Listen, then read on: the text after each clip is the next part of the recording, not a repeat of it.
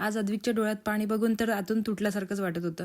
नमस्कार मंडळी, स्वागत आहे तुमचं माझ्या एका नवीन मिनी ब्लॉगमध्ये. अद्विकला बरं नव्हतं, त्याला रात्रीला 11:30ला आम्हाला क्लिनिकला आणावं लागलं. तो स्कूलमधून आल्यानंतर इतका जास्त तपलेला होता आणि त्यानंतर मग त्याला घरीच औषधं वगैरे दिल्या जसं आपण नेहमी करतो. आणि त्यानंतरही सुद्धा त्याला बरं नाही वाटलं तर 11:30ला मी त्याला क्लिनिकला घेऊन आली आणि बघते तर त्याला 103च्या वर ताप होता. डॉक्टरने त्याला रात्रीला इंजेक्शन दिलं तर तो रात्रीला थोडा बरा झाला होता आणि मग तो झोपला.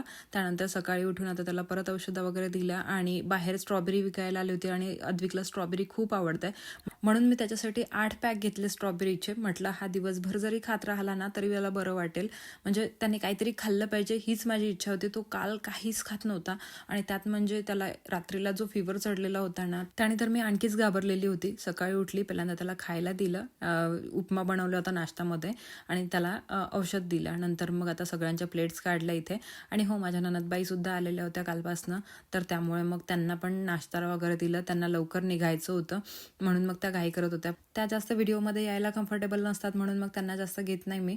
त्या सगळ्यांच्या भेटीला येतात तर त्यांना सगळ्यांसोबत टाइम स्पेंड करू देते. जास्त माझ्या व्हिडिओमध्ये यायला मी फोर्स करत नाही कोणालाच, आणि कोणाला फोर्सफुली आपल्या व्हिडिओमध्ये घेणं पण बरोबर वाटत नाही ना. कोणाला कम्फर्टेबल वाटते, कोणाला नाही वाटत, म्हणून मग पहिल्यांदाच विचारून घेते की तुम्हाला इच्छा आहे का यायची म्हणून.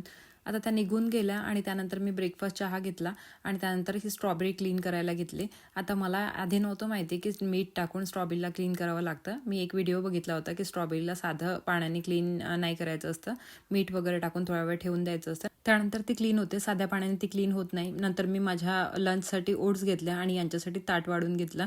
आज जेवणात छोले बनवलेले होते आणि तसा तर स्वयंपाक सगळ्यांसाठीच बनवलेला होता, पण माझ्या ननदबाईला लवकर निघायचं होतं म्हणून त्या घाई करत होत्या आणि त्या जेवण करून सुद्धा नाही गेल्या. त्यानंतर देवपूजा केली, देवाकडे प्रार्थना केली की अद्विकला लवकर बरं होऊ दे. आणि हो, माझं नवीन चॅनल मी ओपन केलेलं आहे, glow and grace by Kanchan.